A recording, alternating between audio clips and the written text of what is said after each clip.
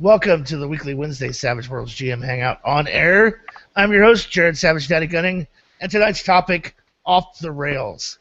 What to do when your players go so far afoul of your plot that you're sitting there holding bupkis. And here to talk to us, or to mention it and discuss it with us, Scott W., the Savage Cheerleader. No, I'm paying attention. What? Exactly. David, the rules maven Scott.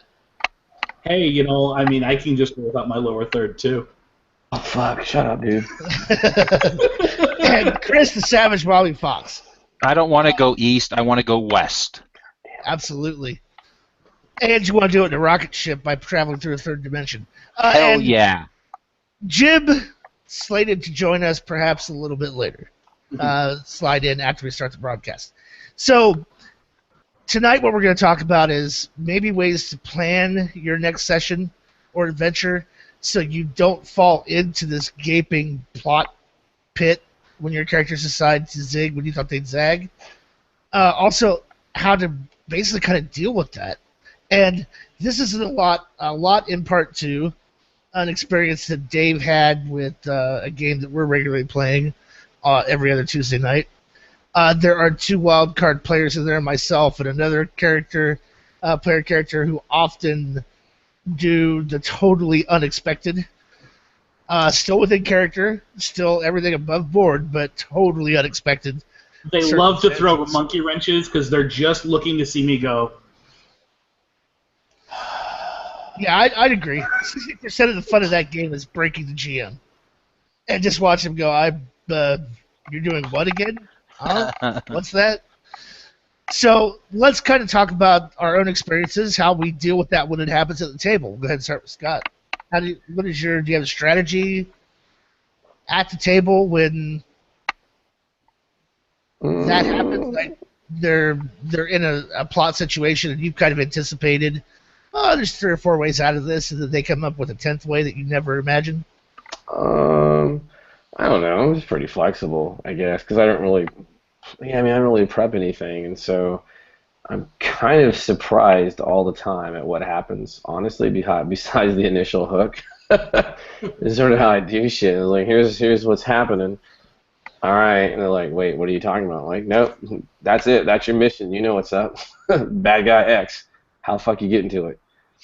Yeah, they do weird shit sometimes, but yeah, you just go with it, right? I don't know. It's difficult to. I don't know. Like, I don't know any good examples.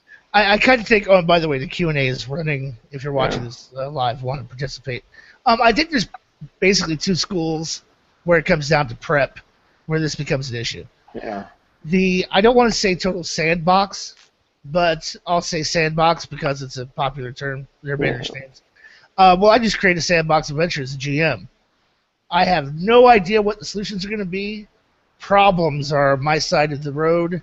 I create problems. Yeah. No expectation of how the players are going to solve it, and just roll with it.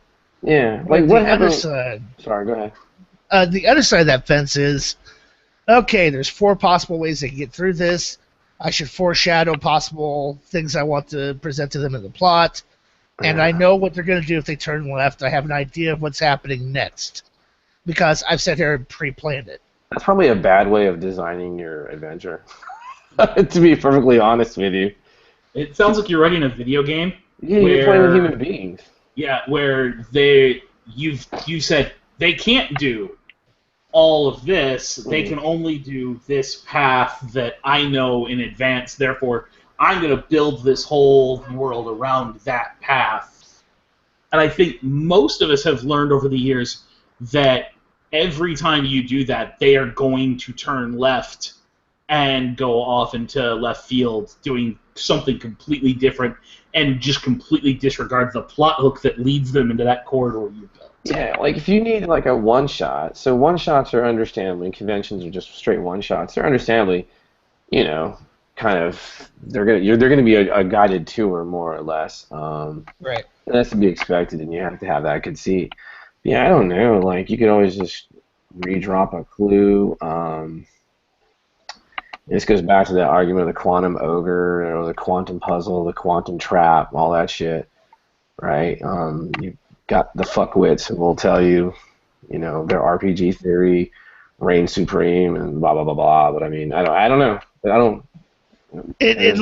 I know we've talked about it before, but enlighten us about what the quantum ogre conceit is. So like you have a corridor in a dungeon, right? This is pretty simple. This is fucking really basic. You have two paths in a dungeon, right? Left and right.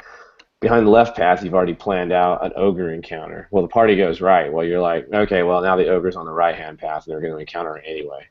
Some people see that as like being a complete dick, but it's like, why is it being a complete dick? I'm still, you know, I'm giving you the fucking excitement of the encounter in the game. Who cares, you know? Not like you can have an ogre on the left now. I'm just gonna fucking mirror image of the dungeon as I see fit, or you know, the society and ours. I don't know. Right, and the idea is, well, now you've just validated player agency. Their choices don't matter. Right. Yeah. Which is fucking kind of, I don't know. And I guess, at least from where I sit, the Quantum Ogre thing really grew out of the heavy prep games, where it might take you a week to plan the stats for the ogre, the stats for the goblins, the stats for the skeletons, the stats for the traps, how much gold they were going to find, what was in the chests, was the ogre going to drop a magic weapon. Right. You've had to plan all of that to the nth degree because that's what those systems require. Yeah. And Savage Worlds doesn't require that. No. If I need you to face an ogre, I can grab a stat block from the book for any NPC that's listed, or I can even go grab the wildcard archetypes from the beginning of the book and use that as a wildcard NPC to have the characters square off against just on the fly very quickly. We've talked about Jared's rule of they have D6s and a D8. D6s in everything, and then a D8 in whatever the primary thing they're good at is. You know, you don't have to do that level of prep with Savage Worlds. So I think the Savage Worlds community as a whole doesn't worry as much about the Quantum Ogre thing.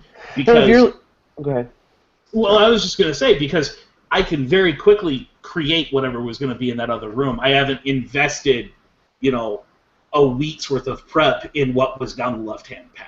Right. I mean, and if you really want to do it, you could just be smart about it, right? You can be clever and be like, okay, well, don't make your dungeon static. Just have the creatures have to forage or go hunting or investigate.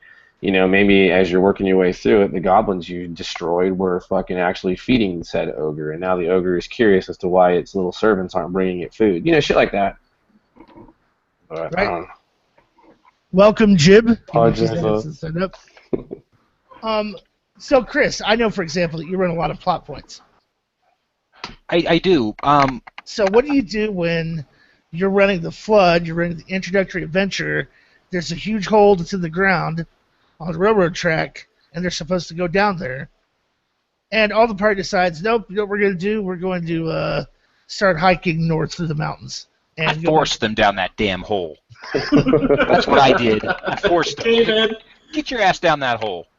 No, actually, that when I first ran the Flood, that was one of the things that a couple of the people wanted to do, and it did kind of freak me out a little bit because I'm like, oh, okay, now what? I feel like now I could handle that much better, even than I could have handled it a couple years ago when I started running the Flood. I just feel like I could handle that a little bit better. I would let them hike. I would, the game starts in the winter, so that would give me a perfect opportunity to use the hazard rules, to use the blizzard, to use some of these rules and work in, maybe they find a small little town in the mountains and run a whole adventure around that. So I feel like I could handle that better now. I think one of a great example of going off the rails that happened to me recently. So I know Jib's here, but I'm gonna steal this. I'm gonna tell a story. So I don't know if I've told this, but my last convention, we've decided as the Rocky Mountain Savages, we're going to do basically a 4-year campaign around ETU. And so I get to my Sunday morning table, 9 a.m. Sunday morning, which is usually the dead time at conventions. Everybody's tired, nobody shows up. So I have my full table. I know these folks. We sit down. I start the adventure, and I'm thinking to myself, okay, how can I get some role play and get them to know each other? I said, okay, I'm gonna have them go to a frat party. So we go to this frat party. I figure it's going to be a little bit of getting to know each other. 2 hours and 45 minutes into the session, we're still at the party. 3 hours and 15 minutes, we're still at the party. We never left the party. They never got to the rest of the adventure. So you talk about being completely off the rails. Best game I've ever run. Best time I've had at a convention. The table loved it. They all want to get together and play again part 2 so that we can see if we can't, break part 2 as well. That was, totally off the rails, and it was so much fun. And that's one I just went with it. And normally I wouldn't have done that. I would have freaked out, tried to get them back on track, but I just sat back, and they had the best time just at this frat party. Frat party 2, the pledges. Yeah. So it was great, and that was totally off the rails. So here's a question, and it's awesome. But you would plan this as an East Texas University adventure, so what did they actually learn about East Texas University, right? You know what I'm saying? So that's where I think some... Right? They didn't learn supernatural horror. They didn't investigate. You know what I'm saying? Well, let's just say that I did run through what the adventure was, what was supposed to happen in about the last 15 minutes. So I let them know. I said, hey, this is what you guys need to know, because this is, an 8-part story. So this is what you need to know in case I don't run you in part 2. So I kind of let them know. So they kind of have an idea of where the story the plot, and so I did give them that. He gave an Animal House epilogue. Awesome. I did. That's exactly what I did. Right? Yeah, I was just curious because I think that's where some people lose their shit a little bit. Is man, you guys haven't even discovered the fucking setting. Right, and that was, but it was just, they were talking about it the rest of the day, that evening. Somebody mentioned it to me the other day. It was just people are still talking about it. Sounds like a bunch of Apocalypse World gamers. I went there. But yeah, it was a lot of fun. This also too, this topic of you're trying to hit certain plot points, certain events that happen in the setting, and the player characters just veer off wildly. Yeah. And I'll go ahead and give Jib his chance to give his famous idiom about knowing what's going to happen up to the point where... And as the GM, I know what's going to happen in the game right up until the moment the characters step into it. From that moment, all bets are off. Yep. So... For fear of invoking the story, I'm just going to throw out the words medical examiner. Yep. Because it's an example of exactly what we're talking about. Jib's told that story enough on here. I'm fairly certain most of the people who listen to the show can quote it at this point. Mm-hmm. But it's a valid point because you plan out an adventure. You've got an idea of this is what's in the world, so that you've got something to go to when they do take a reaction. Because before you even get to that point, you've got some idea of who's available, who could they go talk to, and Jib didn't. He didn't think about the fact that they might go down and check with the coroner and the medical examiner to find out any details about that body. Right. And on the fly as a GM, you have to have that skill to come up with it when that happens. GMs, let me clue you into something, GMs. Your players are smarter than you. This is just a statement of fact. Deal with it now. Yeah. They are smarter than you. Your brain is outnumbered. They will probably come up with something that's better than what you came up with. Yeah, you're cognitively outmatched. There's 4 or 5 of them against your 1. Yeah. And they see the world differently than you do. Mm-hmm. Yeah. You see the world as a game master. You've got this meta plot that you're dealing with, and you're dealing with the moon and the tides and the stars in their orbit, and what big bad number 1, 2, 3, 4, and 5 are all doing in their own spheres of influence. You've got all this up in the air. the player is thinking about, what's my character doing right now? Is he picking his nails? So Is he picking something else? let's kind of bring this home and put this in a frame. Suppose that there's a foreshadowing that's happened that one of the player characters is going to be sacrificed in some weird ritual, and you're all college students, and you're rushing around trying to prevent it from happening. Now, your character is a hipster conspiracy theorist who believes that the head of the sorority is in charge of the sacrifice, and decides to somehow sneak in to the head sister's sorority, the sorority president's dorm room, hide under their bed, ambush them, and get all the information, and prevent it from happening. And get arrested. Yeah, that's creepy. And then along the well, you know, and then along the way, it was far creepier the way it actually played out at the table. He ends up.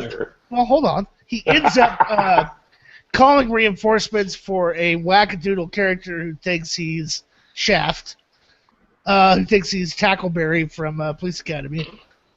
Next thing you know, the girl comes back to the dorm room. The character jumps her and tries to subdue her, tries to put her mouth, her hand over her mouth. And now he's really going to jail. Jesus Christ. He's laid on top of her in her. What does this smell like? Chloroform. And just like, shh, quiet, shh. And I'm not going to hurt you. I don't want to hurt you. I'm not trying to hurt you. I'm not trying to hurt you. Does this smell like chloroform? And then he tries to subdue her. It's no good. And he shouts out to the other guy, punch her in the face. We got to knock her out. Punch her in the face. We got to knock her out. And knowing full well that campus security has surrounded the building, the extreme security officers that have spotted at least that guy, and campus security is in the building. Well, long story short, Dave is faced with two characters who have just knocked out this wildcard NPC. One of them is dressed in her clothing. Oh, shit. Who was like half-dressed in her clothing with bad makeup, because he was going to try to play it off like he was that person. Beard and there was nothing wrong. Beard and all. Doing a Mrs. Doubtfire. While the other character is just, Spirit of the Deer, I will knock you on your ass!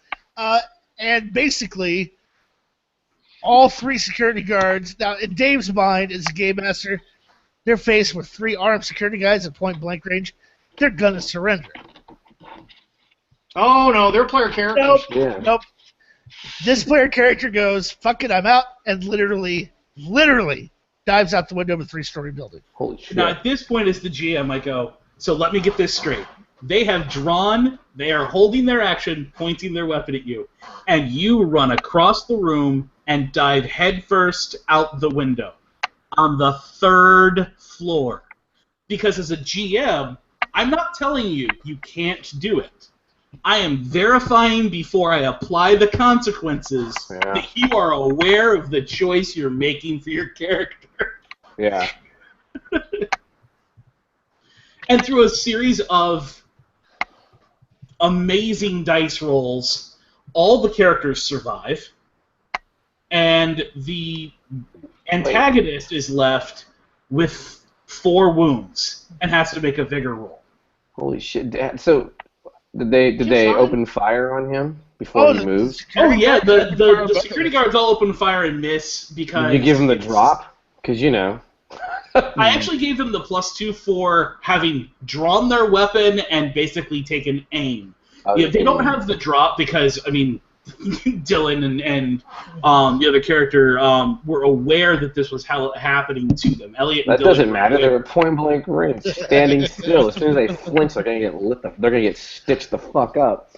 But at this point, all the guards miss, and they dive out a window. Now, one of them does take enough damage that it breaks his leg.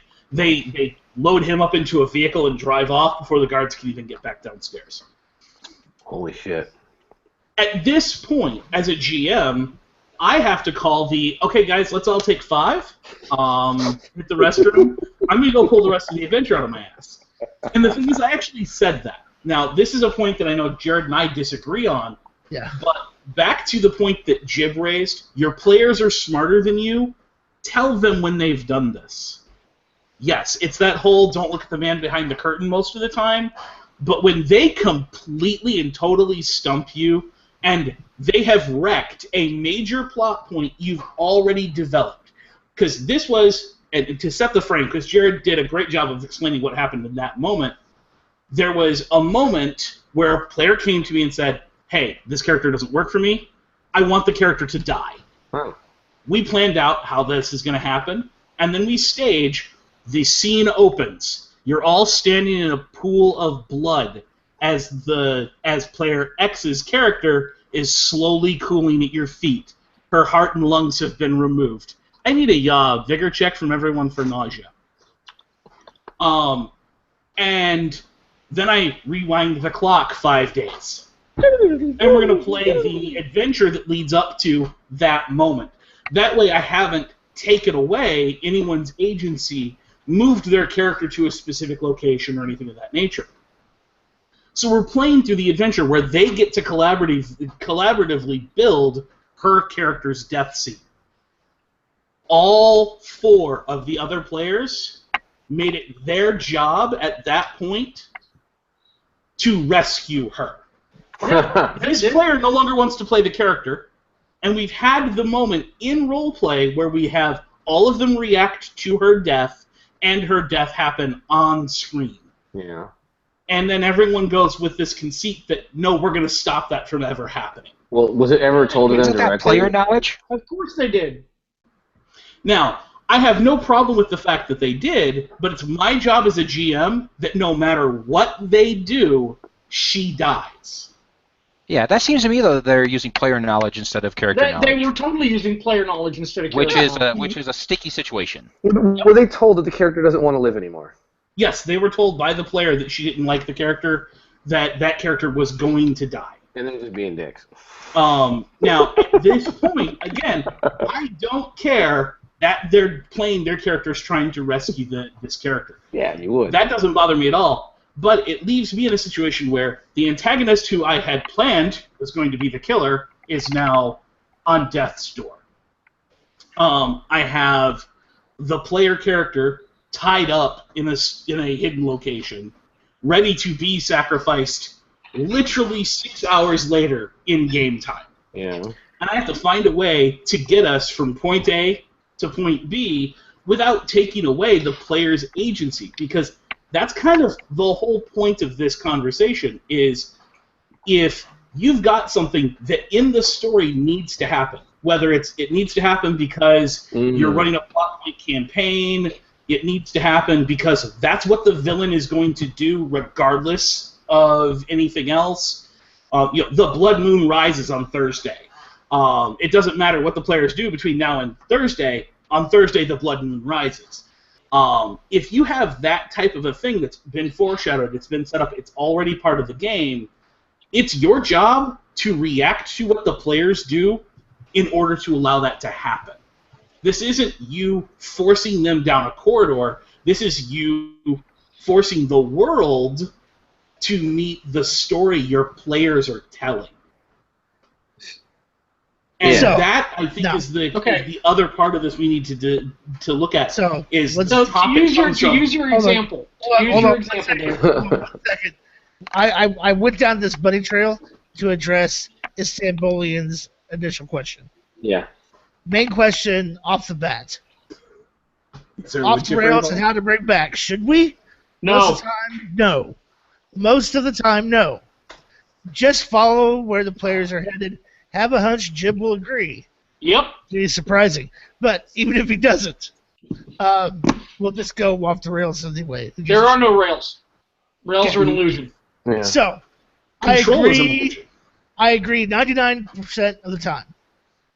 What we're talking about right here was an edge case where something in the world has already happened and must happen again and must be folded back into what you're playing. Okay. With that said, go ahead, Jim. Okay. Here's the deal. Or at least this is my opinion. Okay? This is my opinion. Well, it's wrong. 1, thou shalt never go back in time. Because the instant you go back in time, you just opened the door for them to change history.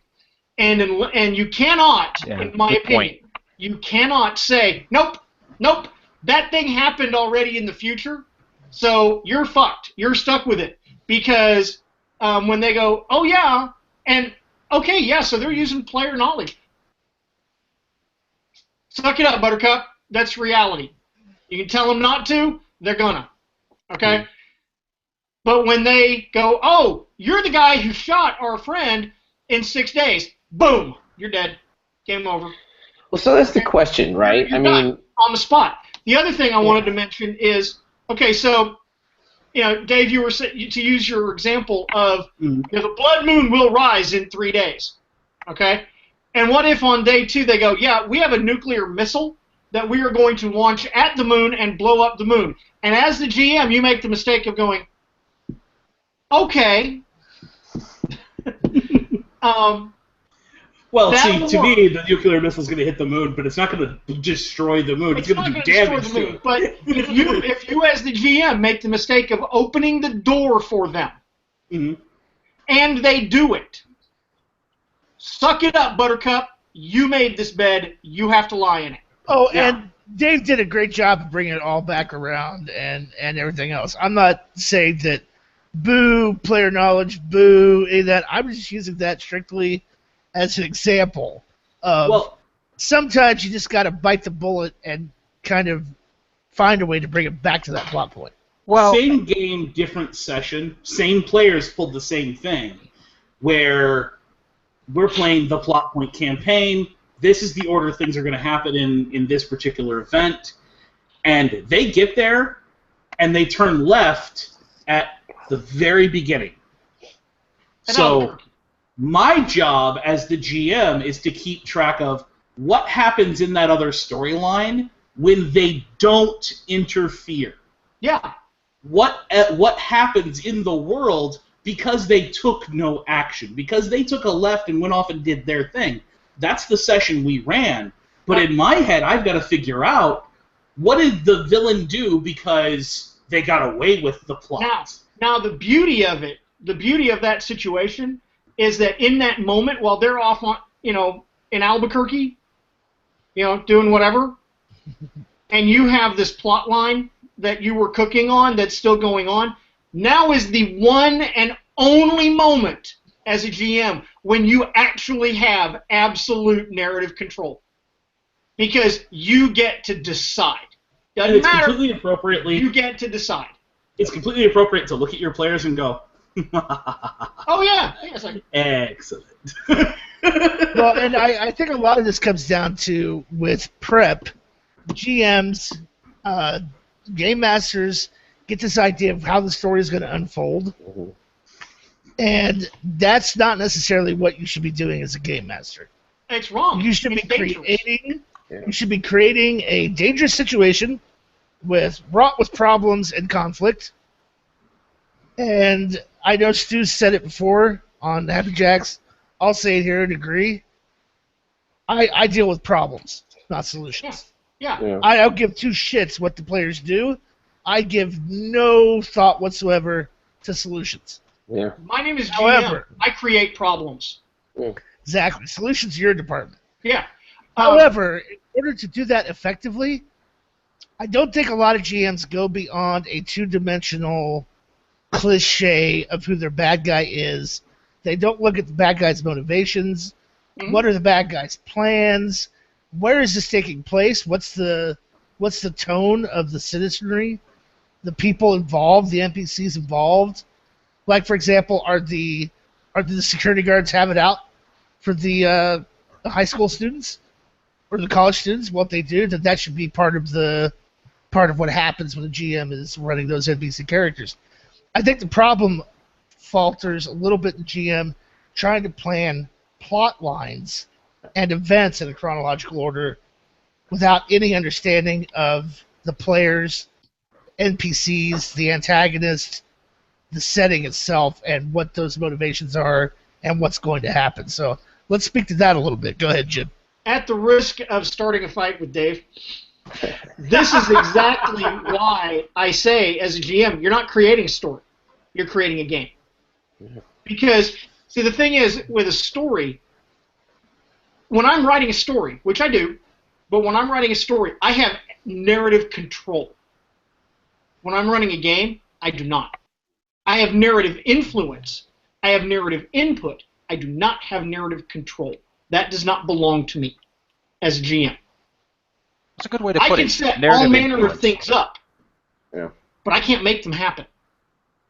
Well, and not in defense of Dave, but to as an addendum to that previous conversation, I think that both of those can tend to skew and overlap a little bit. It's murky. It's murky in there. The lines can blur a little bit. Well, and here's the only place where I have to absolutely disagree is that whole the GM narrates the result of dice rolls. At that moment, you have absolute narrative control.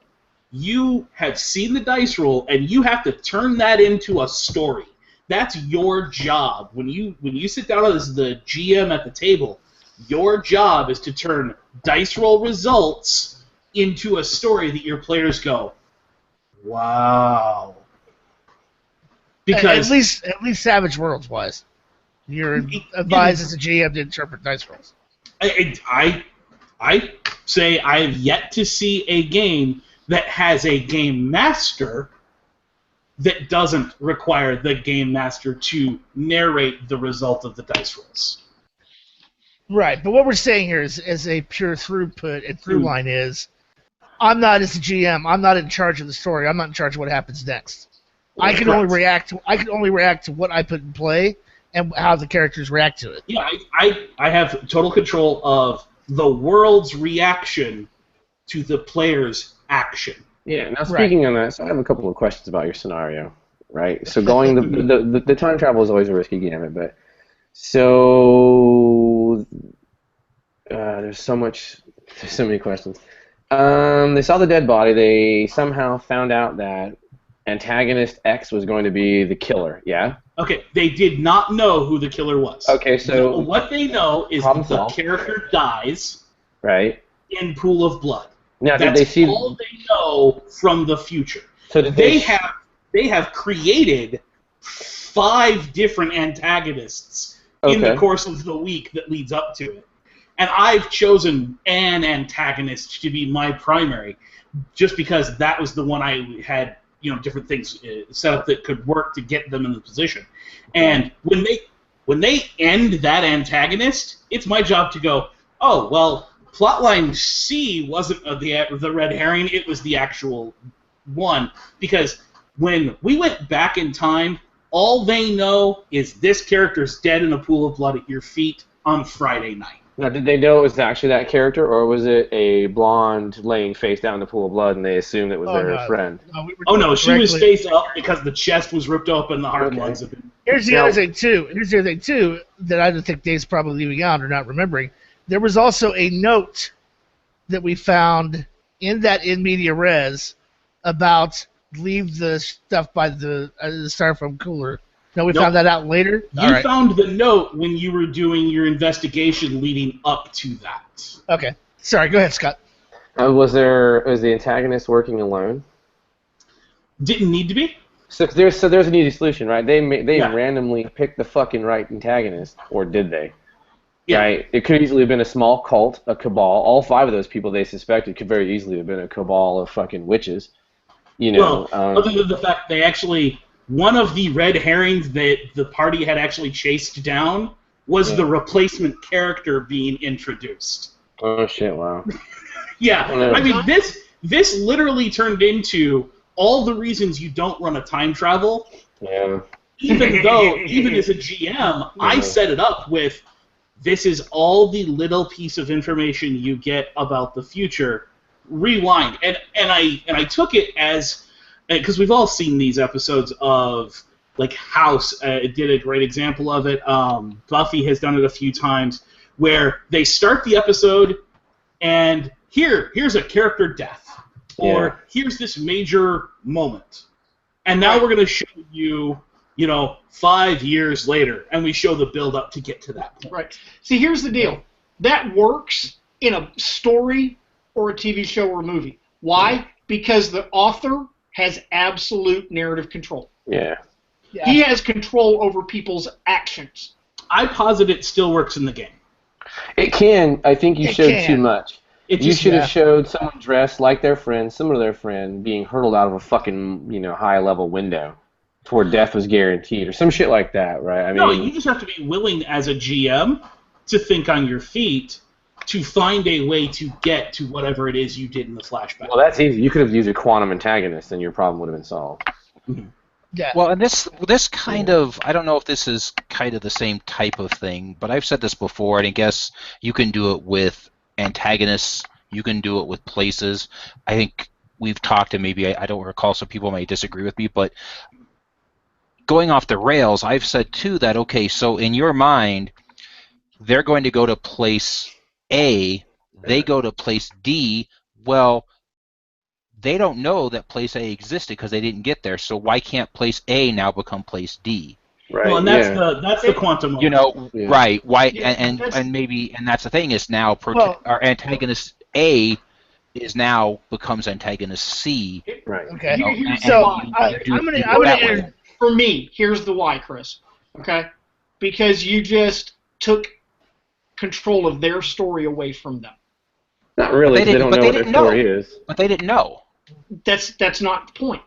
The point is that you had things set up this way, and for whatever reason they went that way. Right. This is just my opinion. This is just what works for me. No, you speak for all gamers, motherfucker. Yeah, that's right. You're on a podcast. You're on two of them. You're an authority, goddammit. I see nothing wrong with it. I would do it. And if it works for your game, rock that shit. Yeah. Well, I wouldn't do that.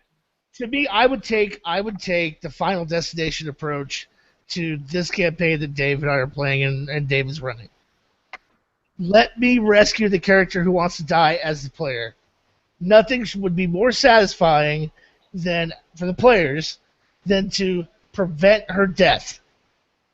And then, as we're walking across the street to the pizza barn, she gets hit by a fucking bus and dies anyway. Yeah, I mean, that's also that I'd be all over. That I would be all over. And that would be that's awesome. Spectacular. And I guess you guys say for shit.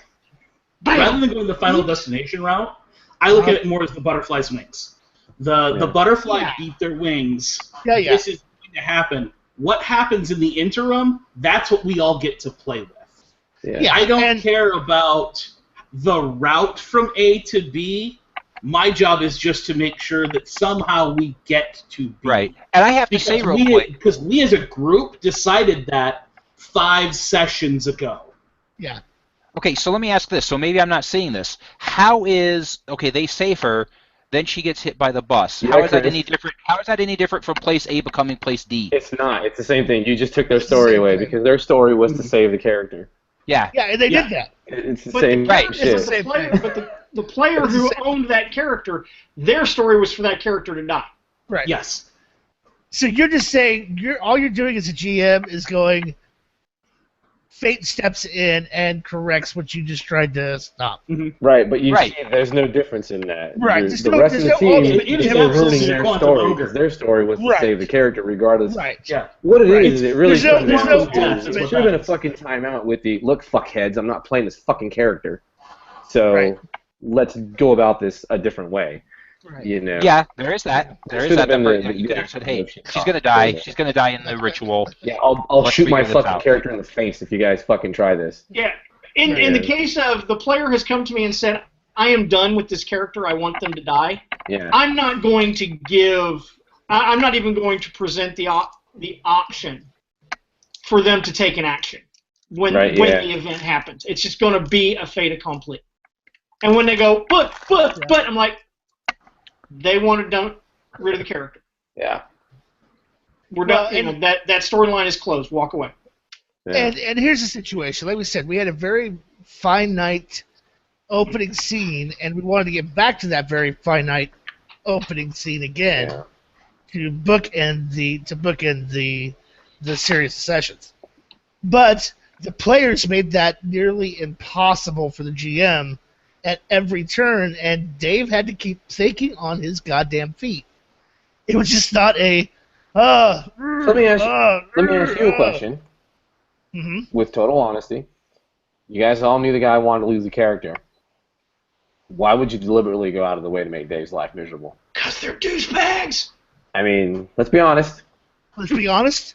Yeah. I do enjoy a little player antagonism. He's a goddamn sadist. I do enjoy. For me, part of the fun of the game is doing the fucking unexpected and making the GM go, what? Put time and a place, right? Yeah. You've got 40 hours of other game time. True. You know. The other thing too is I felt. Here's the other thing too. I felt it was in character, really, for the PCs that we were playing. Did you spend bennies to re-roll failed rolls? Nope, I rarely spent bennies to re-roll fails. That is absolutely the thing in my mind that set this apart from just playing with assholes. Is each person was actively taking the actions appropriate to the character that they were playing, and those were characters that, as a GM, I wanted to see that happen. I awarded bennies when they threw the monkey wrenches into the plan and made me dance, because what they were doing was appropriate for the game. It was appropriate for the character, and it left me with in my opinion, a better session because everyone actually had that input. Everyone had that narrative control. I let players create what the right was. I let a player actually narrate what the fortune teller told them was going to happen when they went to see a fortune teller about the future. I let them create that story, and then it was just my job to facilitate it actually occurring. Nothing wrong with any of that. That's the part I think that a lot of people have to remember is this was not me sitting down and writing out a big epic storyline that results in a player death.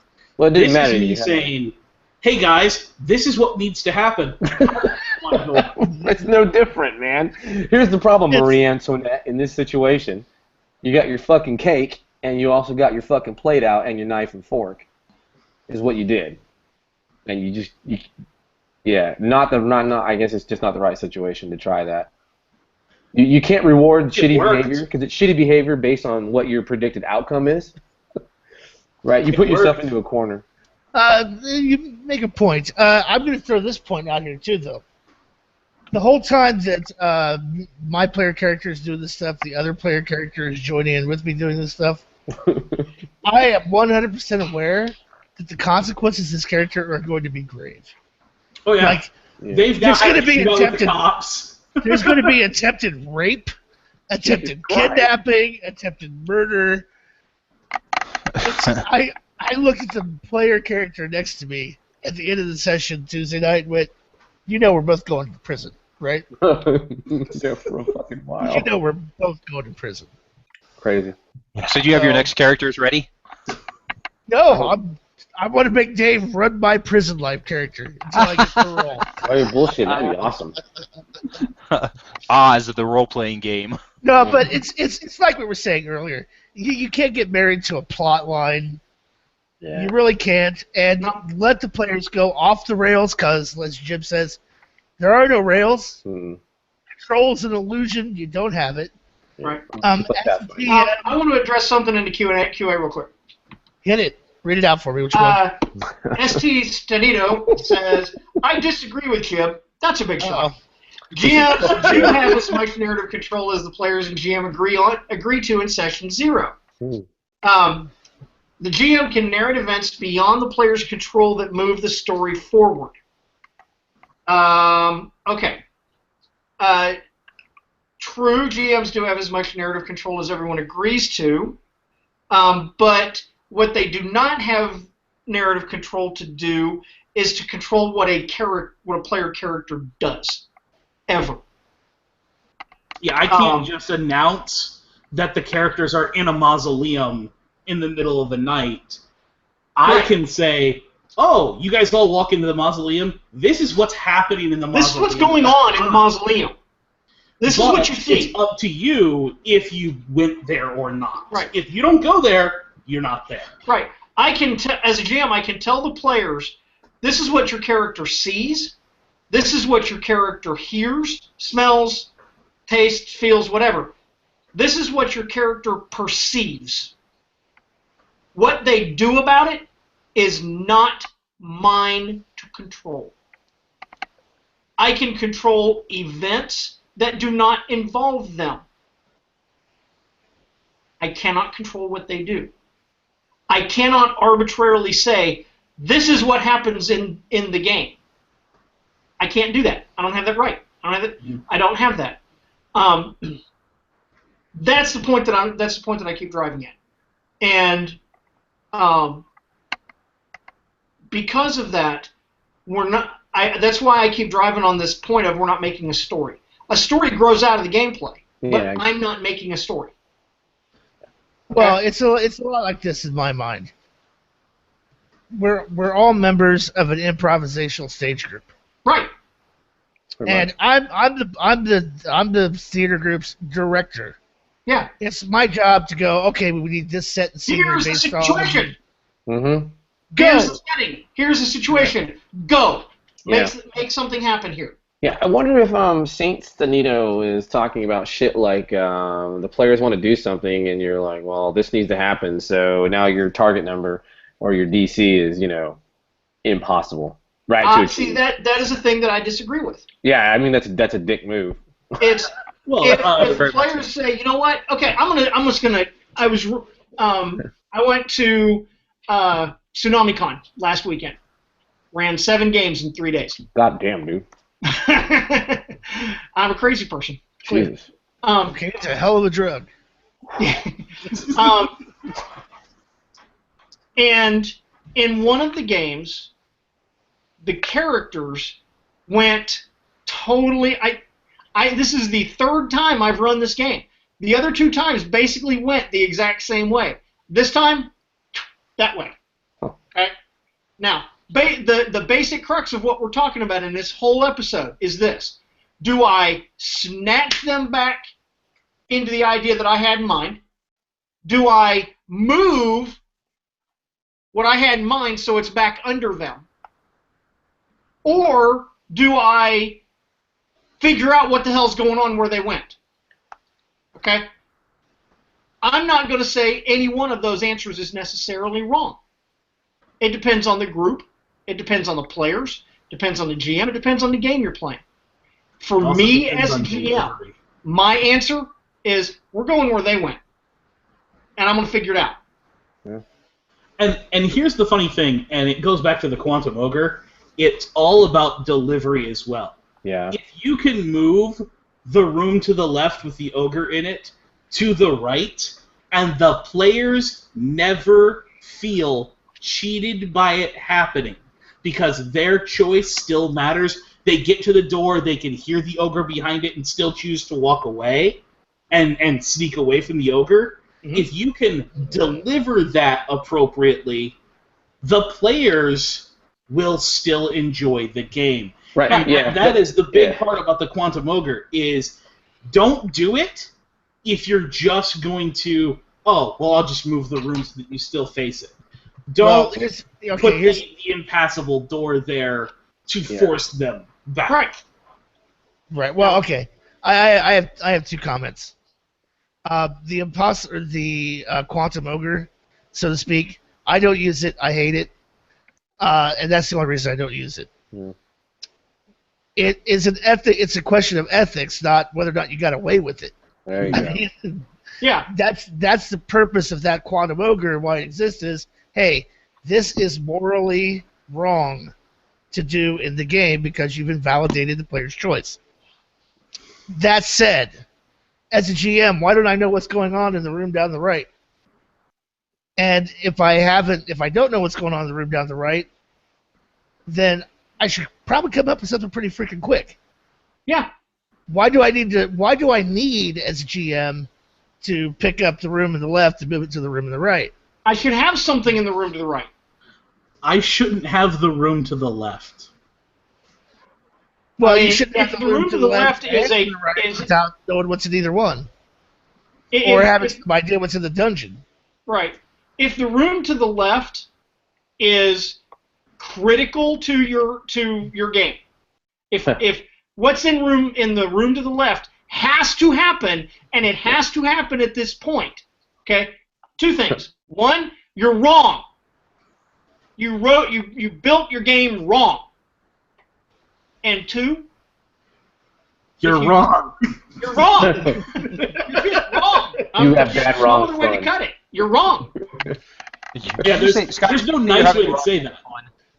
I mean, okay. Listen, Chris, you can definitely get away with it, and have the players not know any better, and it maybe, like Dave said, doesn't necessarily diminish their fun. However, as a GM, I feel a little dirty when I do that. To me, it's kind of the same as, well, I'm going to lower these dragon stats so that it doesn't kill the party, or, oh, I'm going to fudge the dice because I don't want that to happen just yet. For me, it lives on that same phrase plane. right there, because I don't want this to happen outside your purview, GM. Yeah, it doesn't matter. Go ahead, Chris. What were you saying? No, I was just asking Scott. I said, did you say you're having the wrong kind of fun? Yeah, you're doing it wrong. No, I don't believe that. Discussion. That's pretty funny. No, and that's so the whole fucking quantum ogre thing comes down to from the days of attrition, right? Mm-hmm. That's really just motherfuckers. You're not getting by this encounter because I need you to have reduced spells.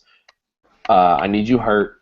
Because I need the boss battle you're gonna hit to be meaningful. Is where that shit comes from. Mm-hmm. But like you have the quantum clue, right? And let's be honest, which is why I do my theory.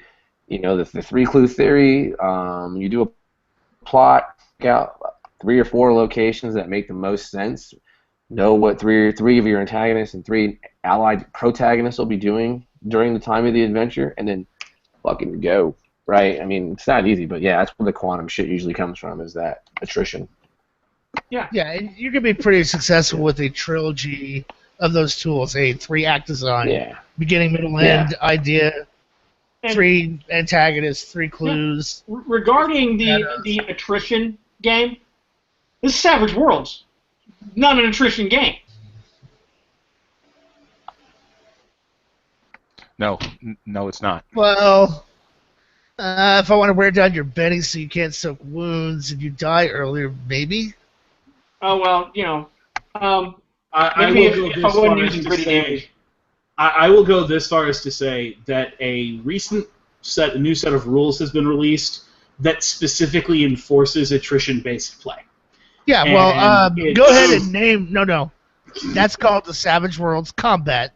Quick The combat quick rules. combat rules. That's been released on the Pinnacle website. And Shane has said in his editorial that comes right after it that that's what it's for. It's there to remove bennies, remove ammo, remove power points, and cause wounds and fatigue prior to whatever's going to happen later to whittle the characters down in effect before the big event. Personally, I think that's the wrong way to play the game. I've never had a need to do that in a Savage Worlds game. I can kill you with 1 arrow on accident. I can have you can All I kill need is a the die big to bad explode on a accident. couple times. Yeah. And What was that, your Jay? day is What was that, over. I'm sorry? Yeah, what was that? Go ahead, repeat that again. All I need is a die to explode a couple times, and your day's over. Right. Yeah. Yeah.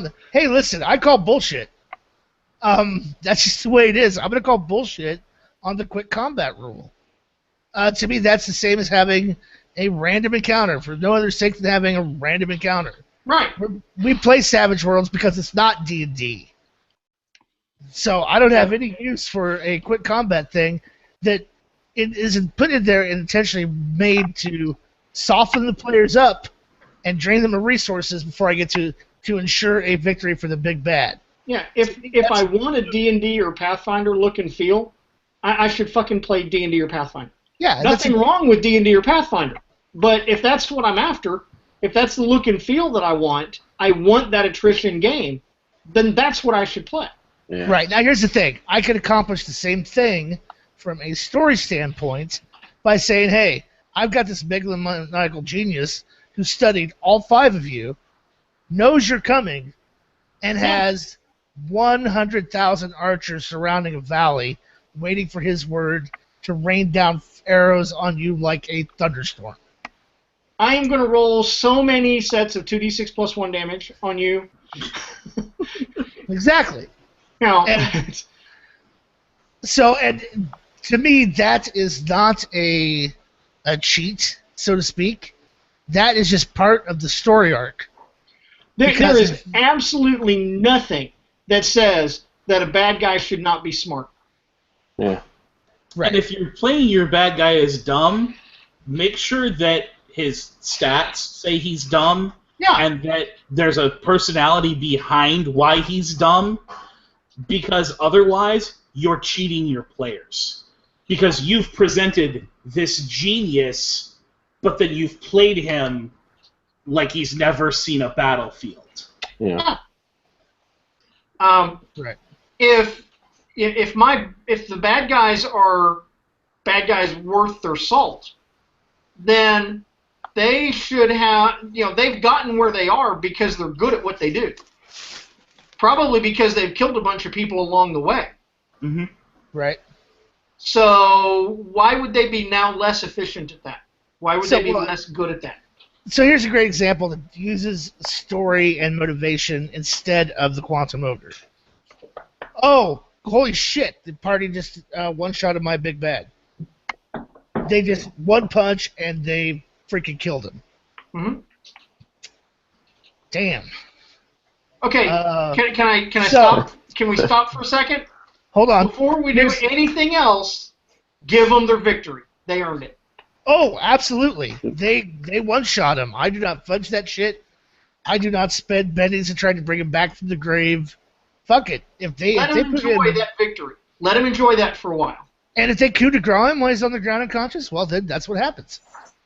That's the story, folks. That's how it went. But wait, that's very anticlimactic because that's my big bad guy. Well, you're not in charge of that was very climactic. You're not in charge of that. So, however, what ripple effect does that have? Now, are there A vacuum bad guy? Now there's a power vacuum at the top, and who's scrambling to get there?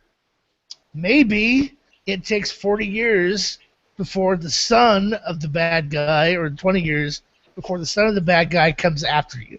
Yeah. That's where you replace that bad guy, and you move on to some new plot and adventure. Here's a novel idea for you. The bad guy's lieutenant that slipped away in the fight, okay? He steps up and takes over, but he's smarter than his boss. He goes about his business very quietly. He just, consolidates his power very quietly. Nobody knows who he is. Nobody knows, and then very quietly he starts building up his machinations. So the player characters never know he was there, never know what's going on, until, because he knows about them, he goes, oh yeah, I need 12 assassins on that corner. Yeah. Tomorrow at noon. You know what to do. If you don't understand the power vacuum effect of having your big bad killed that we're talking about, if that's something that we're saying that you've never heard of it before, go watch the end of season 1 of the television show Gotham, because it does it perfectly. It kills off the 2 heads of the mafia. Bam! Now what do you do? And you send into a tailspin of the world trying to right itself. Right. And it's a comic book thing, so those guys could come back from the dead. They could have lieutenants that come up, and they throw everything at the wall and see what sticks. And it really shows you as a GM just how many things you can now throw at your players because they killed off that one big bad. Yeah. Nature abhors a vacuum. Mm-hmm. Well, here's the other thing. Whatever you decide that happens should feel natural to your setting and your story. It should not feel like the GM's just inserted an I win button, or now I'm going to take out my vengeance on you fuckers. Right, fuck you button. Yeah. Well, that's one reason why you absolutely have to give them the victory that they earned. Yes. Oh yeah. Yes, and then make their lives hell. And then Now- make their lives hell. Roll the dice in front of them as well. Yeah. Point in fact, the character who we were talking about earlier, the antagonist from last night's game, had a medic walk up and heal her after the players absconded out the window, and I made the dice roll in front of the players and rolled a 34. Jesus Christ. So that character has now been healed back up, not fully because you can only heal 2 wounds, but that character is now healed back up and still able to take actions. And they have to deal with the fact that that character is still in the world.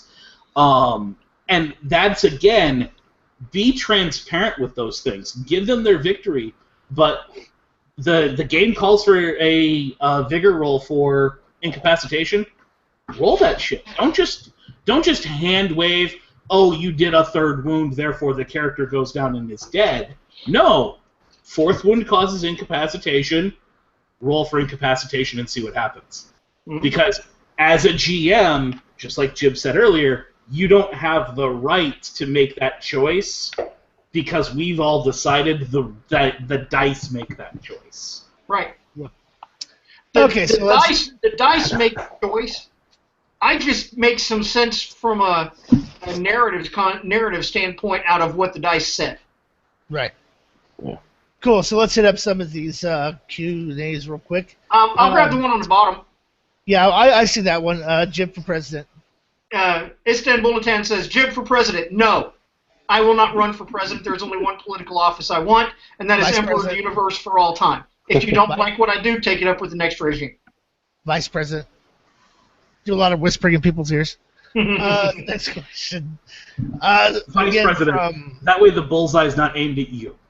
That's right. It is if I'm the bad guy. Won't manipulate rules or take player character choices away.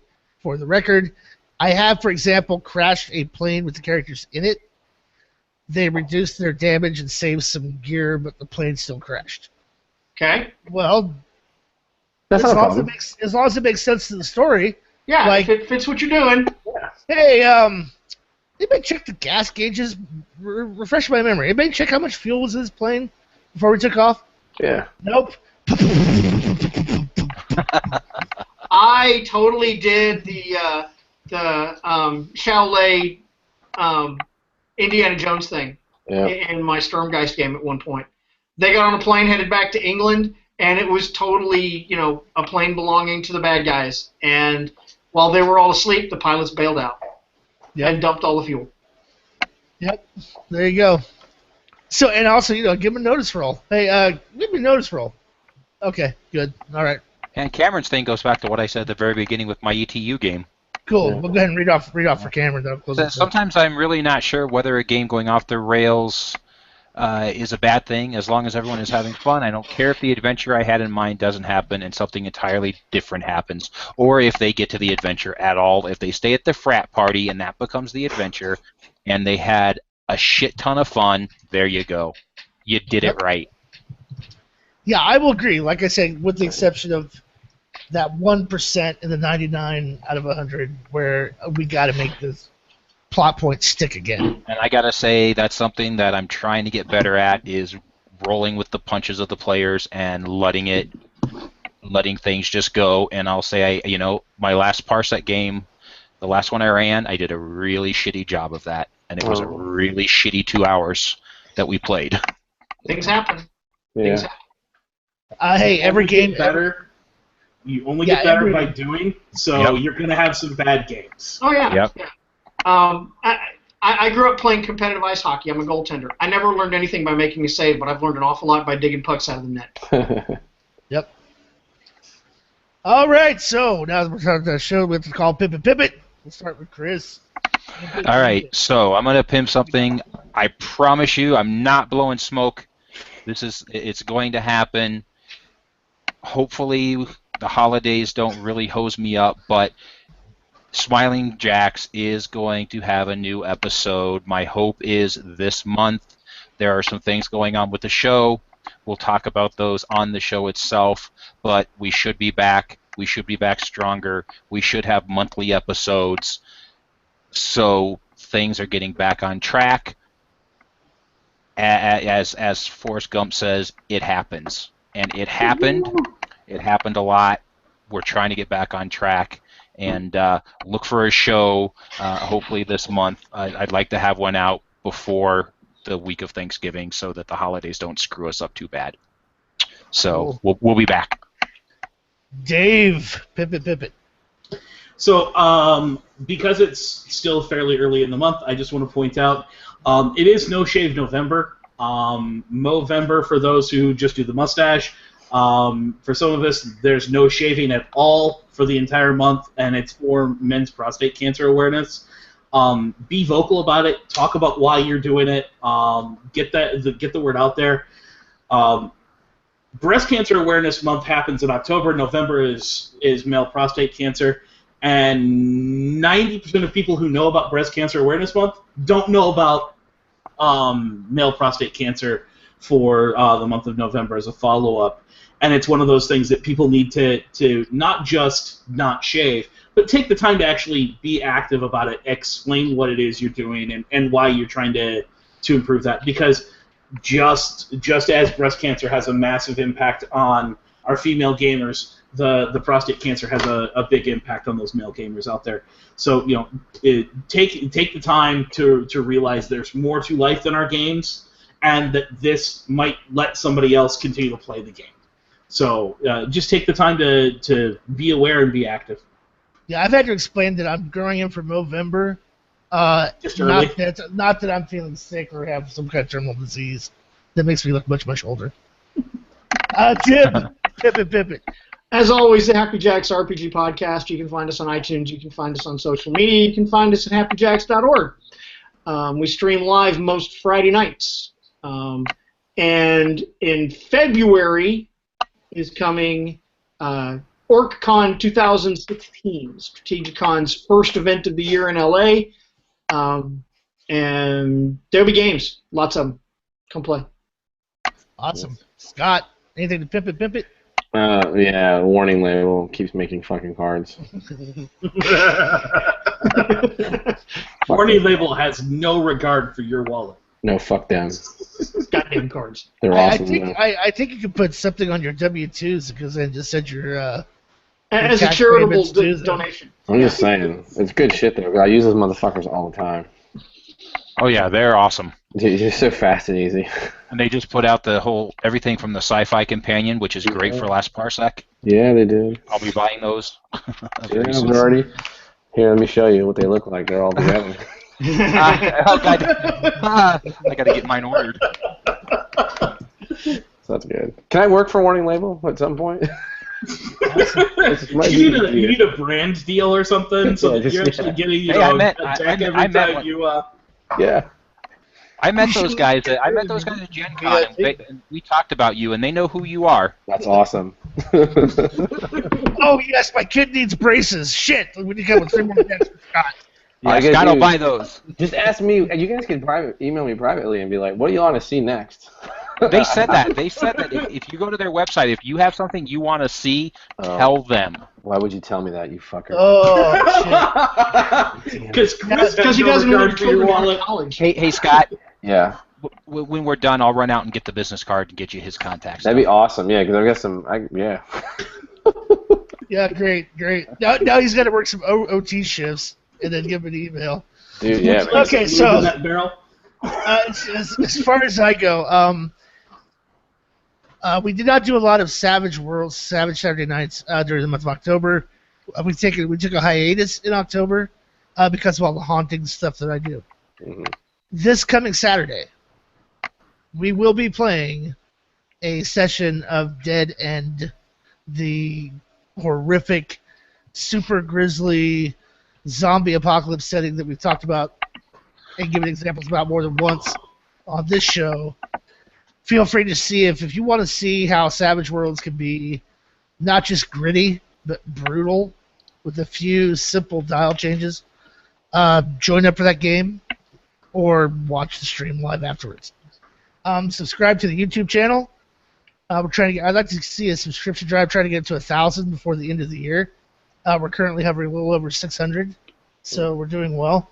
And also subscribe to us on iTunes. Enjoy the show, share the show. Until next time, this is Jared Savage Daddy Gooding for Scott, Jib, Dave, and Chris saying keep rolling